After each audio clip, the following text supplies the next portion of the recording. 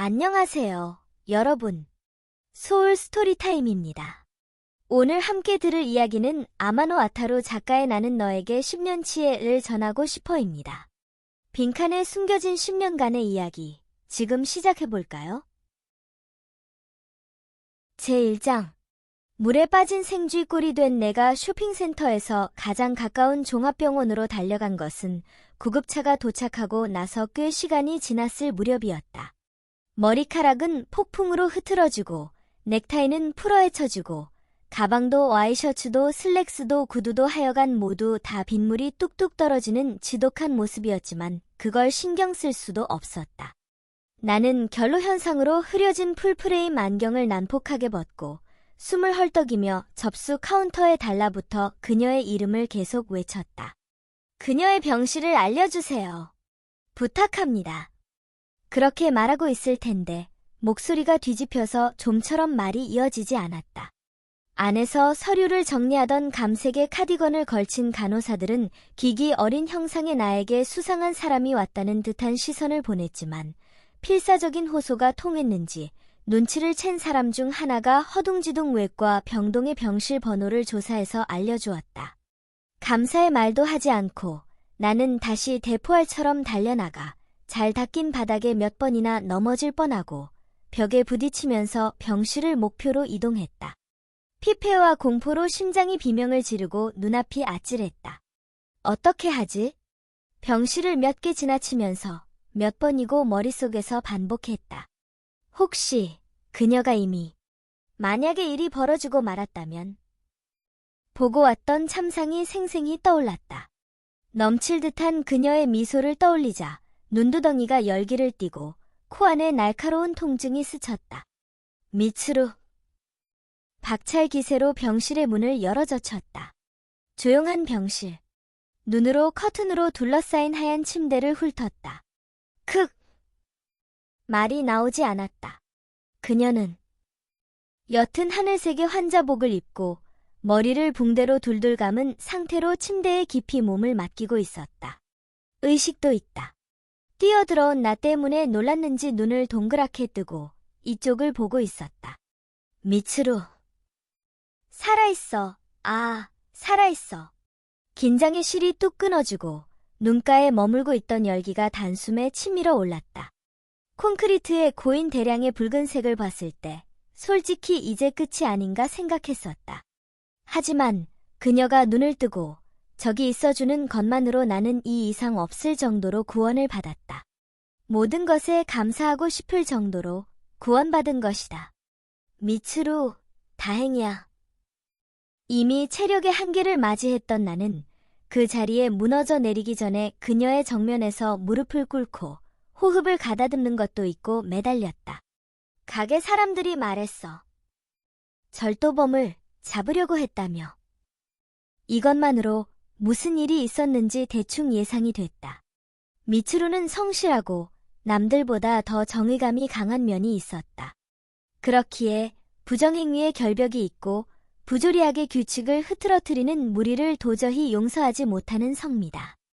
혹시 도와줄 사람을 부르려고 했을지도 모르지만 혼자서라도 달려들지 않으면 어쩔 수 없는 상황이었을 것이다. 무모한 짓을 하다가 반격으로 다치고 말았다는 걸 상처를 입은 그녀의 모습을 보고 파악할 수 있었다. 행동 자체는 올바를지도 모르지만 결과적으로 정말 위태롭기 그지없는 일이었다. 그녀가 냉정했다면 이렇게 되진 않았을 것이다. 냉정했다면 아마도 당황한 것이다. 어쩔 수 없다. 그럴 때일수록 그녀는 무모한 방법을 선택하고 또 요란하게 실패하곤 한다.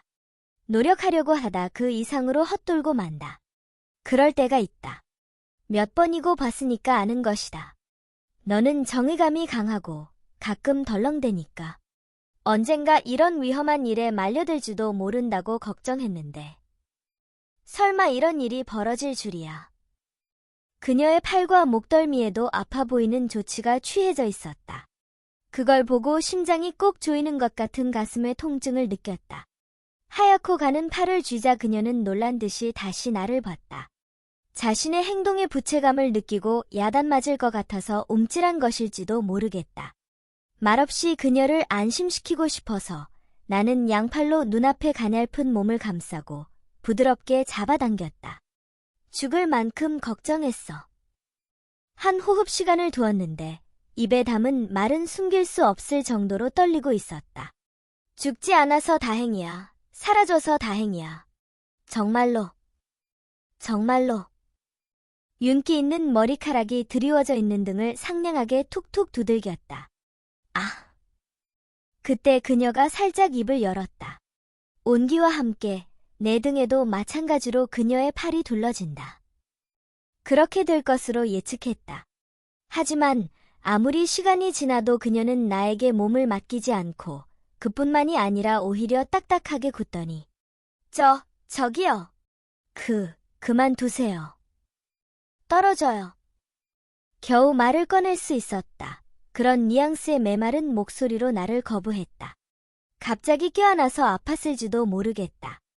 허둥지둥 팔에서 힘을 뺐지만 누구인가요? 당신.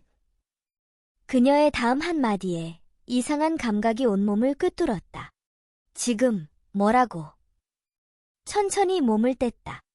미츠루의 얼굴을 잘 보기 전에 나는 하고 작게 미소 지었다. 아니, 미츠루.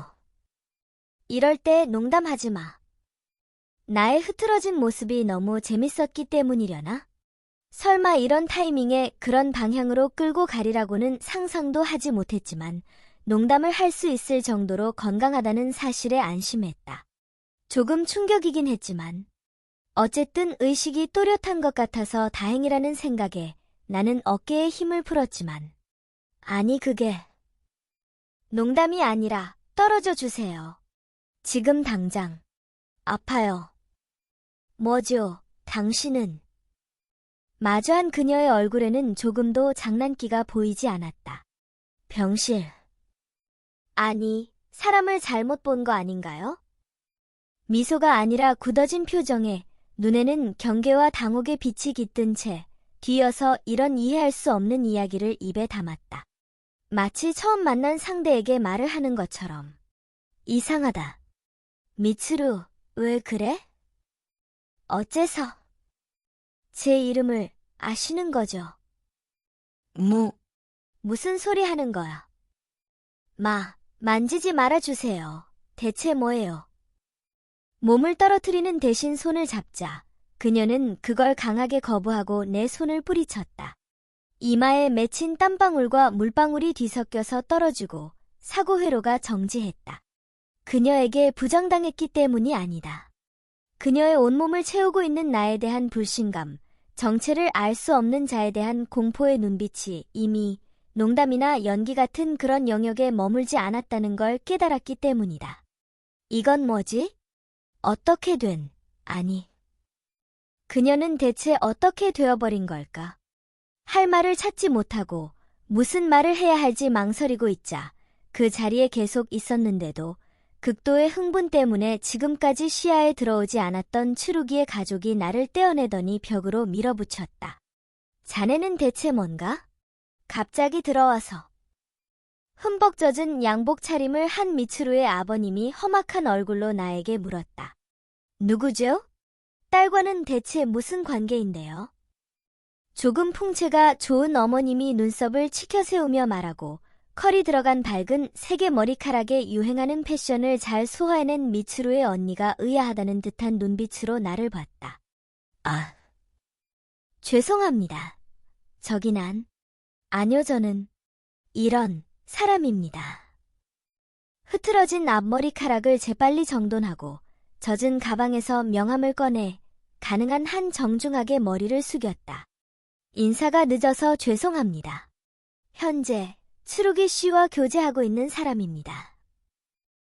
아니에요. 교제라니, 뭔가 착각이에요. 내가 한 말에 그녀는 심장을 도려낼 것 같은 부정의 말을 외쳤다. 딸은 이렇게 말합니다만. 그럴 리가. 분명히 저는 따님과 교제를. 누군가와 교제하고 있다니 지금까지 딸에게 한마디도 듣지 못했습니다만. 그게. 목 안에서 말문이 막혔다. 교제하고 3년. 추루기는 이때까지 주위 사람에게 나의 존재, 연인이 있다는 사실을 극히 일부를 제외하고는 완고하게 공표하지 않고 있었다. 자신의 가족한테조차 가족과의 사이, 특히 아버지와의 관계에 평소 불만과 불안을 품고 있던 그녀는 나와의 교제를 부정당하지 않을까 하는 걱정에 언제 가족한테 소개해야 할지 꽤 많이 고민하고 있었다. 그러나 내가 꺼낸 동거의 이야기로 드디어 결심하고 가까운 시일 내에 나를 본가에 초대해서 가족들과 만나게 하고 싶다고 말했었다. 그걸 지금 여기서 밝혀야 할까? 아니, 가장 먼저 확실히 해야 하는 일이 그게 아니라는 느낌이 들었다. 아닙니다. 저는 수상한 자가 아니라 미츠루 씨의 혹시 스토커?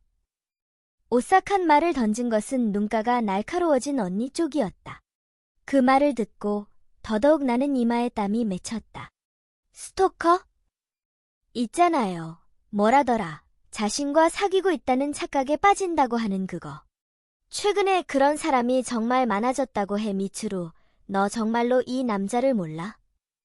주목을 받은 그녀는 이불을 끌어올리고 몇 번이고 고개를 끄덕였다. 정말? 만난 적은? 없어. 한 번도. 전혀 모르는 사람. 거짓말. 기다려줘. 그럴 리가. 그런 건가, 자네? 솔직하게 말해보게. 저기. 내 딸의 스토커였나? 아닙니다. 여동생이 모른다고 하잖아. 스토커가 아니면 대체 뭐라는 거야? 높은 힐로 바닥을 박차며 위협한 그녀의 언니 쪽이 명함을 도로 돌려주는가 싶더니 멱살을 잡아서 나는 아주 조금 남은 냉정함을 손에서 놓을 뻔했다. 끊임없이 사방에서 날아오는 경멸의 눈빛을 견디지 못하고 난처한 나머지 미츠루 쪽을 봤지만 그녀는 절대 나와 시선을 마주치려고 하지 않았다. 진정해주세요. 아닙니다.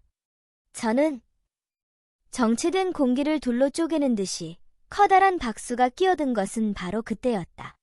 자자, 거기까지 해두시죠. 전원이 일제히 시선을 돌린 곳에 있던 것은 지금까지 한마디도 하지 않고 하얀 벽 근처에서 그 존재감을 죽이고 있던 백이의 남성 의사. 경황이 없으신 중에 죄송합니다만 이곳은 병원입니다. 병실입니다. 환자분 앞입니다. 그 이상은 바깥에서 하시겠습니까? 네?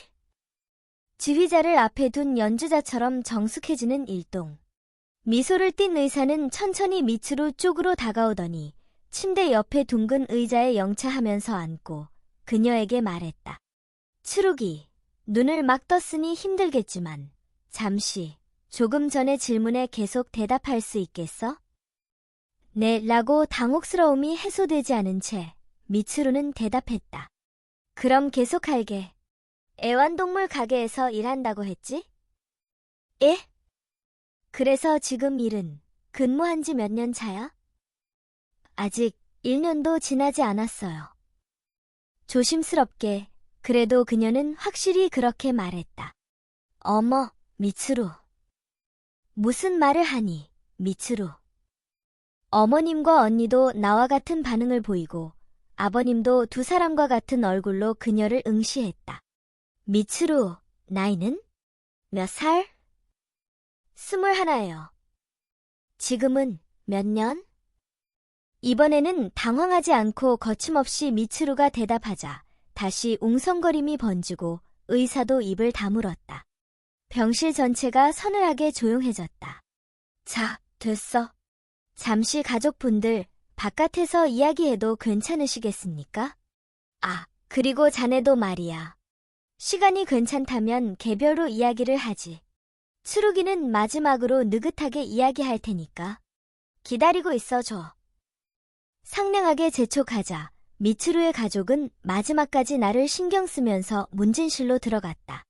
나도 초조한 기분을 품은 채로 시키는 대로 병실 바깥으로 나가서 점등된 복도에서 기다리기로 했다. 방을 나갈 때 찬란하게 밝은 병실의 불안한 표정으로 남겨진 미츠루를 돌아봐도 결국 그녀는 한 번도 나와는 시선을 맞춰주지 않았다. 기다리게 해서 미안. 저기 그게 카메다. 라고 했던가? 그 뒤로 1시간, 또 1시간이 지나 천둥과 호우가 완전히 지나갔을 때쯤 그녀의 가족이 복잡한 표정을 띠면서 병실로 돌아오는 모습을 확인한 뒤 나는 선생님의 손짓에 불려갔다. 약 냄새가 배어있는 진료실 의자에 앉아 선생님과 마주했을 때 나는 안경을 고쳐 쓰고 다시 가방에서 명함을 꺼내 이름을 댔다. 아, 그래. 카메이도 다이스케인가. 무척 많이 젖었는데 괜찮나? 감기는 조심하게. 광택을 뿜는 대머리가 인상적인 50대 정도로 보이는 선생님은 선글라스를 쓰면 야쿠자와 착각할 법한 험악한 얼굴을 지니고 있었지만 겉모습과 어울리지 않게 태도는 부드럽고 기다리는 사이에 나에게 수건을 건네주는 상냥한 선생님이었다. 선생님은 웃으면서 명함을 받아들었지만 그래도 부족할지 모른다는 생각에 나는 질문을 하기 전에 정기권에 끼어있는 그녀와의 투샷 사진, 휴대전화의 배경, 미츠루와 친한 관계라는 증거를 가지고 있는 만큼 전부 제시하고 차분한 태도로 기다렸다. 고맙네. 병실에 들어왔을 때부터 그러리라 생각했지만 제대로 확인할 수 있어서 다행이야. 나는 치루기가 건강을 되찾게 될 때까지 돕게 될 학회라고 하네. 아, 학회가 아니라 학회야. 학회라고 하면 자꾸 뭘 시키는 것 같지 않나? 오독은 하지 않도록. 아, 하지만 환자분들이 부르는 애칭은 학회 선생님이니까 호칭은 어느 쪽이든 괜찮아. 하여간 잘 부탁하네. 아무래도 항상 하는 농담일 것이다. 선생님은 쾌활하게 웃더니 살짝 억지로 나와 악수를 했다. 긴장된 분위기를 풀기 위해서겠지만 나는 도저히 표정을 풀 수 없었다. 그 심정을 이해한 선생님은 서서히 미소를 지우더니 얼굴이 진지하게 바뀌었다. 그렇겠어. 내 별명에 관한 이야기보다 일단 추루기의 이야기가 급하겠지. 고개만 끄덕여서 대답했다. 자네도 들었겠지만 그녀는 사건 당시에 도망치려고 하던 절도범이 내동댕이 치는 바람에 머리를 세게 부딪혔다고 해. 조금만 부딪힌 곳이 안 좋았어도 위험했고 출혈도 많았으니까 발견과 이송이 빨랐기에 정말 다행이야. 다행히 뼈에 이상은 없어 보이고 검사도 겸해서 한동안 입원하겠지만 목숨에 별 지장은 없어. 행운에 행운이 더해져서 무척 기쁜 일이지. 몸 쪽은. 다만 하고 선생님은 계속 이어갔다. 유감이지만 여기에 조금 문제가 있어. 머리를 검지로 톡톡 치더니 선생님은 조금 충격적인 이야기겠지만 이라고 전제를 두었는데 나는 두려움을 품은 채로 고개를 끄덕였다. 카메이도, 역행성건망증이라는 단어를 아나? 익숙하지 않은 단어에 미간을 찌푸리자 선생님은 이렇게 고쳐 말했다. 세간의 일반 사람들은 기억장애, 기억상실이라고 말하기도 하는 증상을 말하는 걸세. 기억상실. 이라니. 단어를 반복해서 말해보고 깜짝 놀란 나에게 선생님은 단도직입적으로 지금 일어난 현상을 나에게 들이밀었다. 미츠루는 지금 최근 3년의 기억을 망각한 상태인 걸세. 그날 나는 여자친구와 영원히 이별하지 않을 수 있었다. 그러나 그와 맞바꾸기라도 한 걸까? 나와 여자친구를 연결하던 추억 모두가 그녀의 안에서 사라져 버렸다. 소울 스토리타임을 시청해주셔서 감사합니다. 오늘의 이야기가 마음에 드셨다면 좋아요와 구독을 눌러주세요. 매주 화요일, 수요일, 금요일, 일요일에 새로운 이야기로 찾아뵙겠습니다. 다음 이야기까지 행복한 시간 보내세요. 그럼 안녕.